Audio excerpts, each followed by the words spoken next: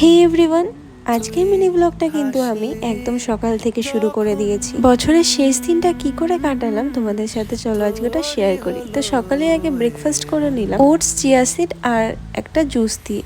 এই জুসটা কিন্তু আমার খেতে একদমই ভালো লাগে না, সেটা আমার মুখের এক্সপ্রেশন দেখেই তোমরা হয়তো বুঝতে পারছিলে। তারপর আমি গ্লিটারের কাছে গেছিলাম। আমি বাড়িতে থাকলে সবার প্রথমে ঘুম থেকে উঠে কিন্তু ওর কাছে যাই, কেউ কেউ অনেক অনেক চটকা, আর সেটা ও জানে যে দিদি ঘুম থেকে উঠেছে, এবার আমার কাছে আসবে।